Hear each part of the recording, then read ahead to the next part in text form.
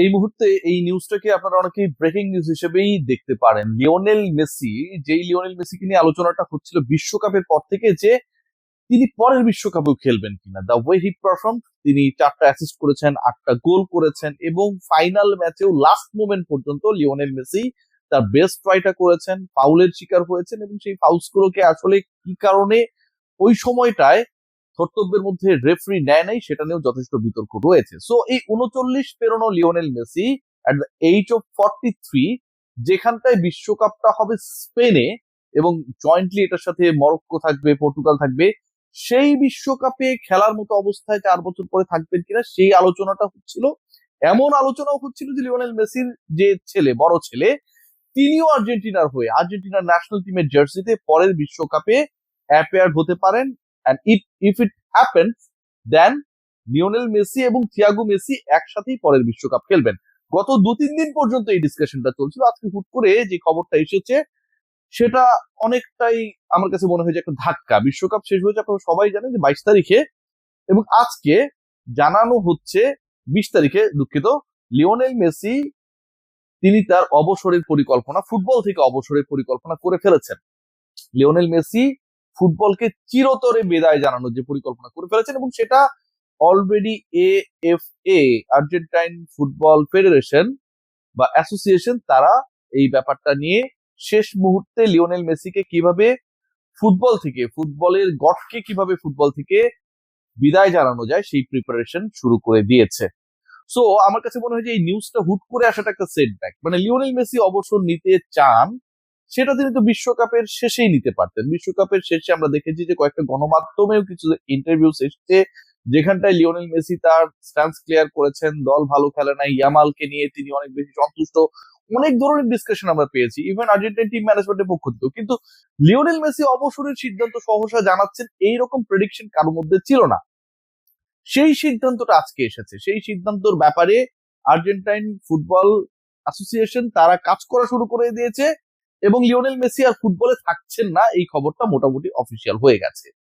আর্জেন্টিনার বিশ্বকাপের ফাইনাল হার লিওনেল মেসির হুট করে অবসরের সিদ্ধান্ত জানানো অনেকগুলো ষড়যন্ত্র তত্ত্বকে উস্কে দিচ্ছে এবং সেই ব্যাপারগুলোকে আসলে অ্যাভয়েড করার সুযোগ খুব একটা নেই। হ্যাঁ, অনেক রিউমার্স হয় যখন কোনো দল পরাজিত হয়, যখন কোনো দল জিতে যায়, বাট সেই রিউমার্স গুলোর ক্ষেত্রেও কিছু কিছু ক্ষেত্রে কিছু ভ্যালিড গ্রাউন্ডস কিন্তু থেকে যায়, যেগুলো রিউমার্স গুলোকেও আসলে রিয়েলিটির সাথে কানেক্ট করতে হেল্প করে। যেই পয়েন্টগুলো নিয়ে আলোচনা হয়েছে সেটার মধ্যে অন্যতম গুরুত্বপূর্ণ পয়েন্ট সেটা হচ্ছে যে ওই যেই ম্যাচটায় লাস্ট 10 মিনিটসে আর্জেন্টিনা অলমোস্ট 2-3টা গোল দিয়ে দিয়েছিল এবং পাউ কুবার্সি যেই গোলটা অসম্ভব দক্ষতার সাথে যেভাবে আটকেছিলেন, জাস্ট গোল লাইন থেকে 1-1.5 ফিট আগে, অলমোস্ট গোল হয়েই যাচ্ছিল, বলা হচ্ছে ওই বলটা গোল লাইন অতিক্রম করেছিল এবং স্পেনের জয় নিশ্চিত করার জন্য সেটাকে রিচেক করা হয় নাই। গোল লাইন যদি বল অতিক্রম করে সেটার একটা শ্যাডো ক্রিয়েট হয় এবং অনেকেই দাবি করছেন যারা এই ষড়যন্ত্র তত্ত্বগুলোকে নিয়ে আসলে ডিসকাশন করছেন যে ওইরকম একটা শ্যাডো নাকি ক্রিয়েট হয়েছিল, that the ball it cross the গোলবার। So এরকমটা যদি হয়ে থাকে এবং সেটা যদি রিচেক করা না হয়, this is a very valid point. এমনও আলোচনা রয়েছে যে আর্জেন্টিনা ফুটবলার যারা, তাদের যে পরিবারের সদস্যরা, মানে এরকম একটা হাই ভোল্টেজ ম্যাচ, একটা বিগ ম্যাচ, ডেফিনেটলি এর আগের ফাইনালে আমরা কি দেখেছিলাম? এর আগের ফাইনালে আমরা দেখেছিলাম এবারে না থাকা আনহেল ডি মারিয়ার ফ্যামিলি ছিল, লিওনেল মেসির ফ্যামিলি ছিল এবং তারা বিশ্বকাপ জয়ের পরে পুরো পরিবার নিয়ে সেই উৎসবটা করেছিল কাতারে, রাইট? সো যেই দলের ফুটবলারদের সেই এক্সপেরিয়েন্সটা আছে টু টেক দ্য প্রেশার, তাদের ফ্যামিলি মেম্বার গ্যালারিতে থাকলেও যে প্রেশারটা ক্রিয়েট হয়, এক্সপেকটেশন ক্রিয়েট হয়, সেটাকে হ্যান্ডেল করার, এবার সেই এক্সপেরিয়েন্সড ফুটবলাররা, সেই এক্সপেরিয়েন্স টিমের ফুটবলাররা, they didn't allow their family members in the stadium. ভোজিনহার ফ্যামিলিকে লিওনেল মেসি হিউজ টাকা খরচ করে, ডলার খরচ করে টিকিটের ব্যবস্থা করে দিয়েছে। বাট আমরা বড় ফুটবলারদের অথবা ফুটবলারদের যারা আর্জেন্টিনার প্রাণ ভ্রমরা ছিল তাদের ফ্যামিলি মেম্বারদেরকে দেখিনি কেন? বলা হচ্ছে যে দেয়ার ওয়ার সাম থ্রেটস, যে ফ্যামিলি মেম্বাররা যেন মাঠে না যায় অথবা আর্জেন্টিনা জিতে গেলে তাদের পরিবারের উপরে, এগুলো সবগুলোই কিন্তু রিউমার্স, এখন পর্যন্ত কোনোটাই প্রমাণিত না, বড় ধরনের নাশকতা হতে পারে। এই যে ব্যাপারগুলো, এবং যখন ওই ড্রেসিং রুম থেকে গ্রিন রুম থেকে বের হয়ে টানেল পেরিয়ে যখন মাঠে আসছিল আর্জেন্টিনা দল, ওই সময়টায় লিওনেল মেসি যেভাবে দলের সদস্যদের সাথে কথা বলছিলেন, শান্ত হতে বলছিলেন, তার মানে আপনি যখন বলবেন যে মানে শান্ত হও, হ্যাঁ ঠান্ডা হও, হোয়াট ডাজ ইট মিন? মানে কেউ না কেউ অশান্ত ছিল, অথবা কেউ না কেউ কোনো একটা পক্ষ অশান্ত করেছিল। আমি শান্ত হতে বলবো কখন? আমি কাউকে কখন কুল ডাউন করব? যখন তিনি কোনো একটা হিটেড আর্গুমেন্টের মধ্য দিয়ে যাবেন, হিটেড টকিংস এর মধ্য দিয়ে যাবেন।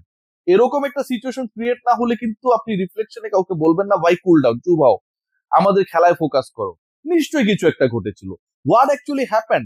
ওই সময়ের যে ব্রেকটা, ওই 18-20 মিনিটের মধ্যে কি হয়েছিল সেটার কিন্তু প্রপার ব্যাখ্যা আমরা পাইনি। ফুটবলাররা বিচ্ছিন্ন ভাবে তার ফ্যামিলি মেম্বার এরে ওরে বলেছে যে না তেমন কিছু হয়নি কেন, কিন্তু সেটা তো আসলে সেই উত্তরটা দেয় না। জিয়ানি ইনফান্তিনো আপনারা সবাই জানেন যে পরের ওয়ার্ল্ড কাপ পর্যন্ত ফিফার প্রেসিডেন্ট থাকবেন এবং পরের 4 বছরের জন্য তাকে দায়িত্ব দেওয়া হচ্ছে, এবং এটার কোনো প্রতিদ্বন্দ্বী নেই, সবাই হচ্ছে তাকেই চায়। এখানটা ইউরোপের একটা বড় সমর্থন, very important, cause he is also from the Europe. So UEFA and ইউরোপের সমর্থন নেওয়ার জন্য আর্জেন্টিনা জিতবে না, স্পেন জিতবে, এরকম নাকি একটা ডিলস হয়েছে, এবং সেই আলোচনাটাও রয়েছে, সেই ডিসকাশনটাও রয়েছে যে এরকম একটা ঘটনা ঘটলে ঘটতেও পারে, যেটা আগেই হয়ে গেছে, পুরোটাই সেট আপ ছিল।